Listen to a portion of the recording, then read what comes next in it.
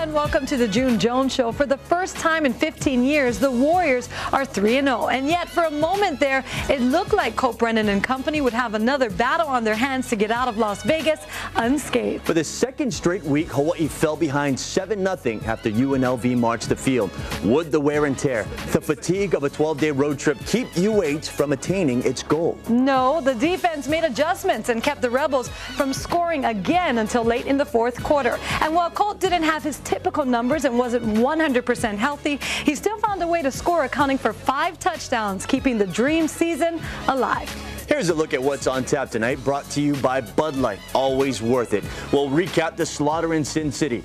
JJ's in studio to break down the game and his team's 3-0 start. We'll go under the helmet with the Warriors' backup quarterback, Tyler Grunke, who's making the most of his time outside the spotlight. But first, Tyler could have played a starting role on Saturday night if Colt let the pain get to him. His ankle was throbbing. Coach Jones stuck with his man, and Colt delivered at UNLV. It's tonight's opening drive. I got over 100 family and friends here at this game. There's no way I was not going to come out and play this game. And they'd have to cut my leg off for me to not come out and play.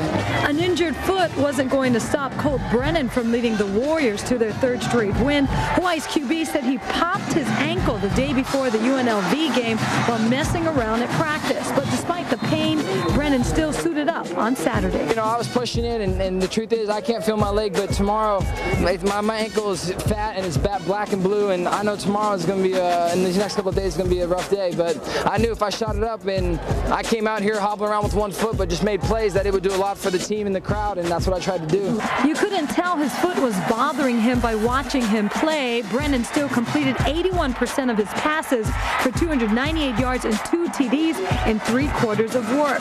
But his teammates were well aware how sensitive the situation was. Did you guys feel that you guys had to compensate knowing that Brennan was injured? Definitely running our routes and getting open faster for him, not to sit in the pocket long enough for him, if he gets pressured, he has to run around or something, plan on that foot and, might injure it more. So, yeah. Brennan's streak of 14 straight 300-yard games came to a halt, but he found his way into the end zone 3 times off quarterback sneaks. I actually was going to put Tyler in, but, the game at those points, I didn't want to risk fumbling the ball, new quarterback going in on the center. Jones admittedly used more run plays to throw UNLV's defense off balance. We accept all challenges, man.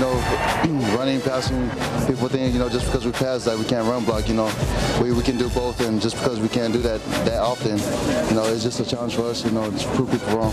The 49-14 victory was also important to Hawaii's defense, who felt it had something to prove. We kind of came out here with a little chip on our shoulder, just kind of, show the guys, show the nation that our defense is good, but we just had, a tough time last week, and then we worked out some kinks, and so now we're on a roll.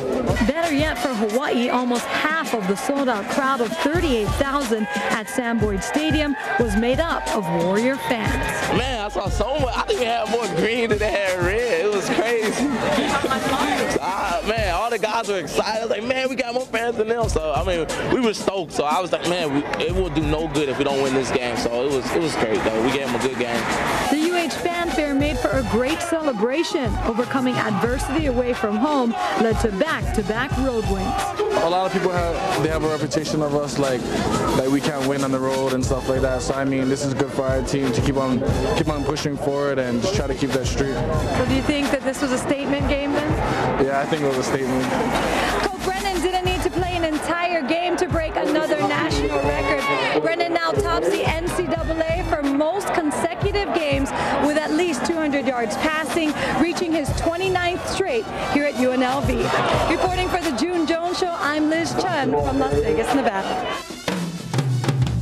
As we take a look inside the numbers, brought to you by the University of Hawaii Federal Credit Union, for the 3rd straight game, Hawaii posted 400-plus yards of total offense. 2 key statistics: 3rd down conversions. The Warriors were 4 for 9, while the Rebels were just 6 of 17. The other, red zone scoring chances. UH was a perfect 5 for 5, while UNLV could only score once in 3 trips.